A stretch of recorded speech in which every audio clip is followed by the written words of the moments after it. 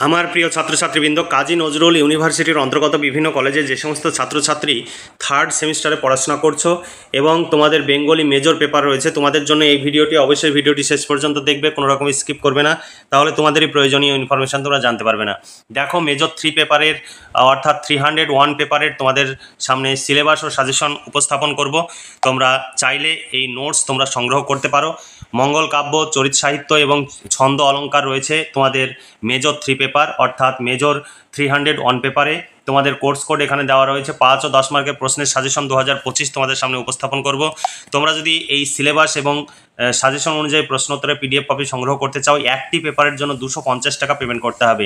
মেজরের দুটো পেপার রয়েছে, একটি পেপারের জন্য 250 টাকা, অর্থাৎ একটি পেপারে 2 মার্ক, 5 মার্ক এবং 10 মার্কের প্রশ্ন উত্তর সব পেয়ে যাবে। আর দুটো মেজর পেপার, দ্বিতীয়টি রেডি হয়নি, দ্বিতীয়টি রেডি হচ্ছে, রেডি হলে সেই পেপারটিও নোটস পেয়ে যাবে। একটি পেপারের জন্য 250 টাকা পেমেন্ট করতে হবে। শুধু বাংলা নয়, ইতিহাস, রাষ্ট্রবিজ্ঞান, এডুকেশন, দর্শন এই সমস্ত পেপারেরও নোটস পেয়ে যাবে, রেডি হচ্ছে। আর কয়েকদিনের মধ্যে আমরা সমস্ত বিষয়ের সিলেবাস অনুযায়ী নোটস আমরা আপলোড করব, সাজেশন আপলোড করব, তোমরা তখন নোটসগুলো সংগ্রহ করে নিতে পারো। দেখো, সিলেবাস 2024 মঙ্গল কাব্য, চরিত সাহিত্য এবং ছন্দ অলঙ্কার। সিলেবাসে কি রয়েছে দেখো, 1 নম্বরের ক অংশে রয়েছে মঙ্গল কাব্য, চণ্ডীমঙ্গলের আখেটিক খণ্ড, মুকুন্দরাম চক্রবর্তীর লেখা, এটি তোমাদের পড়তে হবে। 2 নম্বর চরিত সাহিত্য, চৈতন্য ভাগবতের আদি খণ্ড তোমাদের পড়তে হবে, বৃন্দাবন দাসের লেখা। এছাড়া ছন্দ অলঙ্কার তোমাদের পড়তে হবে। ছন্দ থেকে ছন্দের সংজ্ঞা স্বরূপ, ধ্বনি ও বর্ণ, অক্ষর বা দল, মাত্রা বা কলা, শ্বাসাঘাত বা প্রস্বর, ছেদ, জ্যোতি, পর্ব, পর্বাঙ্গ, অতিপর্ব, চরণ, পংক্তি, মিল। আর ছন্দ গঠনের বিভাগ: একপদী, দ্বিপদী, ত্রিপদী, চৌপদী, পয়ার, মহাপয়ার, প্রবাহমান পয়ার, অমিত্রাক্ষর ছন্দ, মুক্তক ছন্দ, সনেট, গদ্য কবিতা।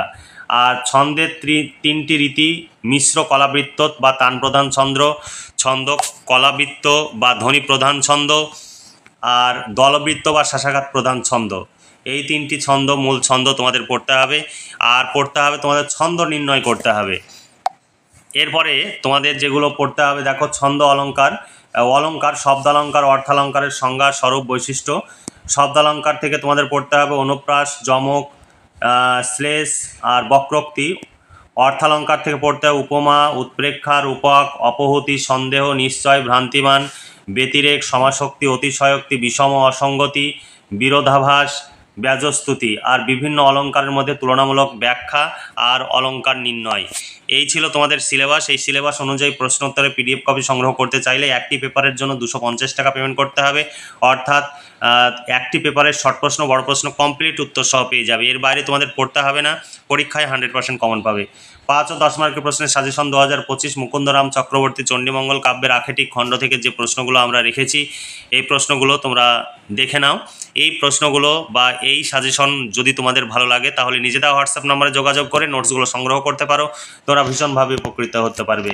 1 নম্বর, চণ্ডীমঙ্গল কাব্যে কবি মুকুন্দরাম চক্রবর্তীর বাস্তববোধ কেমন ফুটে উঠেছে তা দেখাও, বা এই যুগে জন্মগ্রহণ করিলে তিনি যে কবি না হইয়া একজন ঔপন্যাসিক হতেন তাতে সন্দেহ নাই।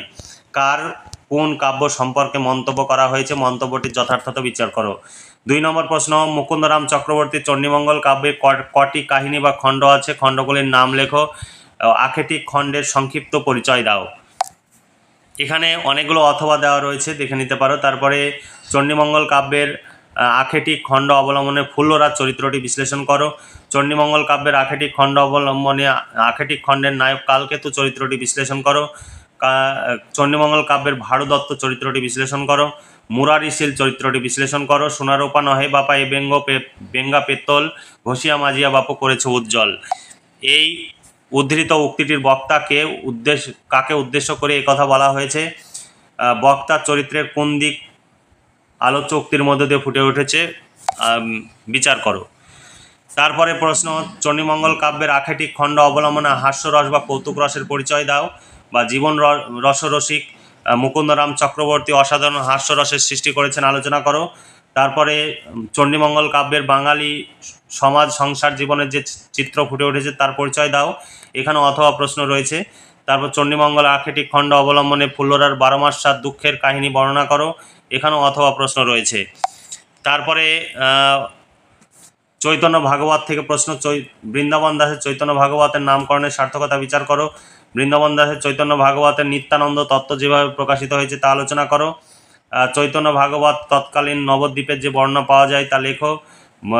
চৈতন্যের বিদ্যাবিলাস সম্পর্কে আলোচনা করো। বৃন্দাবন দাসের চৈতন্য ভাগবতের চৈতন্যদেবের বাল্য লীলার পরিচয় দাও। চৈতন্য ভাগবত অবলম্বনে চৈতন্যদেবের বাল্যলীলার অলৌকিক ঘটনাবলীর বর্ণনা দাও, বা এখানে তৈর্থিক ব্রাহ্মণ প্রসঙ্গ দুইচরের বৃত্তান্ত বর্ণনা দাও। তারপর শ্রী চৈতন্যদেবের দিগ্বিজয় প্রসঙ্গ বা পাণ্ডিত্যের খ্যাতি কিভাবে ছড়িয়ে পড়ে চৈতন্য ভাগবত কাব্য অবলম্বনে আলোচনা করো। চৈতন্য ভাগবত কাব্যে আদি খণ্ড অবলম্বনে নিতাই ও মুরারি বিবাদ প্রসঙ্গে আলোচনা করো। তারপর চৈতন্য ভাগবত কাব্যের আদি খণ্ড অবলম্বনে শ্রীধর প্রসঙ্গ বর্ণনা করো। চৈতন্য ভাগবত কাব্য অবলম্বনে সাধ্য সাধন তত্ত্ব বর্ণনা করো। চৈতন্য ভাগবত কাব্য অবলম্বনে গয়া গমন ও ঈশ্বরপুরীর সঙ্গে সাক্ষাতের ঘটনাটি বর্ণনা করো। এরপরের প্রশ্ন, চৈতন্য ভাগবত কাব্য অবলম্বনে হরিদাসের বৃত্তান্তটি সংক্ষেপে আলোচনা করো। চৈতন্য ভাগবত কাব্য অবলম্বনে শ্রী চৈতন্যদেব বিবাহ জীবনের পরিচয় দাও। বৃন্দাবন দাসের চৈতন্য ভাগবত কাব্য অবলম্বনে তৎকালীন সমাজ জীবনের পরিচয় দাও। তারপরে ছন্দ থেকে তোমাদের প্রশ্ন, এই সমস্ত প্রশ্নের উত্তর পেয়ে যাবে। 250 টাকা পেমেন্ট করতে হবে, এর সঙ্গে শর্ট প্রশ্নের উত্তরও পেয়ে যাবে। এর বাইরে তোমাদের পড়তে হবে না, আশা করি সমস্ত প্রশ্নই পরীক্ষায় কমন পাবে। তারপরে ছন্দ থেকে প্রশ্ন, দলবৃত্ত বা স্বরবৃত্ত ছন্দের বৈশিষ্ট্যগুলি উদাহরণসহ লেখো। অক্ষরবৃত্ত বা মিশ্রবৃত্ত ছন্দের বা তান প্রধান ছন্দের বৈশিষ্ট্যগুলি উদাহরণসহ আলোচনা করো। মাত্রাবৃত্ত ছন্দের সংজ্ঞা দাও ও বৈশিষ্ট্যগুলি যথা প্রযুক্ত উদাহরণ সহ বিস্তারিত আলোচনা করো। প্রসঙ্গত প্রাচীন মাত্রাবৃত্তের একটি উদাহরণ, দুটি বৈশিষ্ট্য লেখো। গদ্য কবিতার ছন্দ বলতে কি বোঝো? এই ছন্দের বৈশিষ্ট্যগুলি উপযুক্ত উদাহরণ সহ ব্যাখ্যা করো। মুক্তক ছন্দ কাকে বলে? এর বৈশিষ্ট্যগুলি লেখো। অমিত্রাক্ষর ছন্দ কাকে বলে? অমিত্রাক্ষর ছন্দের বৈশিষ্ট্যগুলি লেখো। সনেট কাকে বলে? সনেটের মিলবিন্যাস বা গঠন ও বৈশিষ্ট্যগুলি আলোচনা করো। এরপরে টিকা, ধ্বনি ও বর্ণ, অক্ষর বা দল, মাত্রা বা কলা, জ্যোতি, ছেদ, পর্ব, পর্বাঙ্গ, পদ, লয় ও শাসাঘাত, এগুলোর সমস্ত উত্তর রয়েছে। তারপরে পয়ারের শোষণ শক্তি কি, উদাহরণ সহ আলোচনা করো। এরপরে অলঙ্কার থেকে তোমাদের প্রশ্ন, এই সমস্ত যে প্রশ্নগুলো তোমাদের সামনে আমি পড়ে শোনাচ্ছি সমস্ত প্রশ্নের উত্তর পেয়ে যাবে একদম কমপ্লিট। শর্ট প্রশ্ন, বড় প্রশ্ন সব উত্তর সহ পেয়ে যাবে মাত্র 250 টাকায়। 250 টাকায় তুমি একদম কমপ্লিট নোটস পেয়ে যাবে। অথচ এই নোটসগুলো সংগ্রহের জন্য তোমাদের দূর দূরান্তে ছোটাছুটি করতে হবে এবং প্রচুর টাকা, সময়, অর্থ ব্যয় করতে হবে। আর যদি বই কিনতে যাও তাহলে তোমাদের 4 থেকে 5খানা বই কিনতে হবে। সেই 4-5খানা বইয়ের দাম 600-700 টাকা তোমাদের লেগে যাবে। তাই এত অর্থ ব্যয় না করে তোমরা যদি আমাদের কাছে নোট সংগ্রহ করো বেশি উপকৃত হবে। অলঙ্কার থেকে প্রশ্ন দেখো, শ্লেষ অলঙ্কারের সংজ্ঞা দাও, উদাহরণসহ শ্লেষ অলঙ্কারের পরিচয় দাও। যমক অলঙ্কার কাকে বলে? উদাহরণসহ লেখো। উদাহরণসহ উপমা অলঙ্কারের পরিচয় দাও। শ্লেষ ও যমক অলঙ্কারের তুলনামূলক আলোচনা করো। যে কোনো দুটি শব্দ অলঙ্কারের পরিচয় দাও। তারপরের প্রশ্ন, গূঢ়ার্থ প্রতীতিমূলক অলঙ্কারের পর্যায়ভুক্ত দুটি অলঙ্কার তোমাদের পাঠ্য, সেই দুটি অলঙ্কারের নাম ও সংজ্ঞা উদাহরণ সহ আলোচনা করো। ব্যজস্তুতি অলঙ্কারের সংজ্ঞা উদাহরণ সহ ব্যাখ্যা করো। উপমা উৎপ্রেক্ষা অলঙ্কারের একটি তুলনামূলক আলোচনা করো। তোমার পাঠ্য বিরোধমূলক বা বিরোধাভাস অলঙ্কারের একটি বিশদ আলোচনা করো। বাজে পুরবীর ছন্দে রবির শেষ রাগিনীর বিন অলঙ্কার নির্ণয় করো। বক্রোক্তি অলঙ্কারের সংজ্ঞা দাও। শ্রেণীবিভাগ সহ প্রত্যেক বিভাগের উদাহরণ দাও। তারপরের প্রশ্ন, উৎপ্রেক্ষা অলঙ্কার কাকে বলে? শ্রেণী বিভাগ সহ প্রত্যেক বিভাগের উদাহরণ সহ পরিচয় দাও। উদাহরণ সহ সমশক্তি অলঙ্কারের পরিচয় দাও। রূপক অলঙ্কারের সংজ্ঞা সহ প্রত্যেক প্রকারের উদাহরণ দাও। ব্যতিরেক অলঙ্কারের সংজ্ঞা দাও।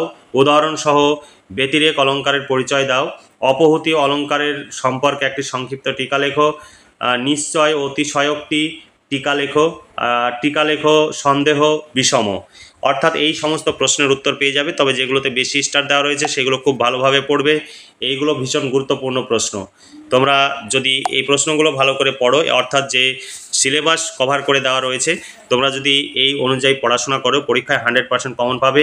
তোমরা নোট সংগ্রহ করতে চাইলে 250 টাকা পেমেন্ট করে একটি পেপারের কমপ্লিট নোট সংগ্রহ করতে পারো। একটি পেপারে 2 মার্ক, 5 মার্ক, 10 মার্ক সমস্ত ধরনের প্রশ্নের উত্তর পেয়ে যাবে তোমরা 250 টাকায়।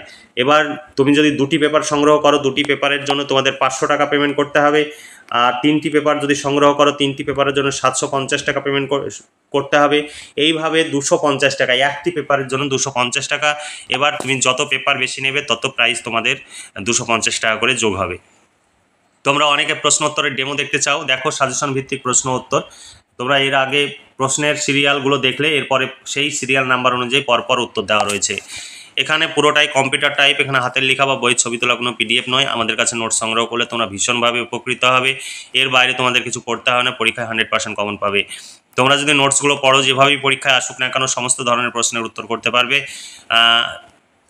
তাই তোমরা দেরি না করে আজই নিচে দেওয়া হোয়াটসঅ্যাপ নাম্বারে যোগাযোগ করো এবং নোটসগুলো সংগ্রহ করে ঘরে বসে পড়াশোনা শুরু করে দাও। তাহলে আজকে এই পর্যন্তই। তোমরা ভালো থেকো, সুস্থ থেকো এবং খুব ভালোভাবে পড়াশোনা করে পরীক্ষার প্রস্তুতি নাও। এই শুভকামনা জানিয়ে আজকের ভিডিওটি এখানেই সমাপ্তি ঘোষণা করছি।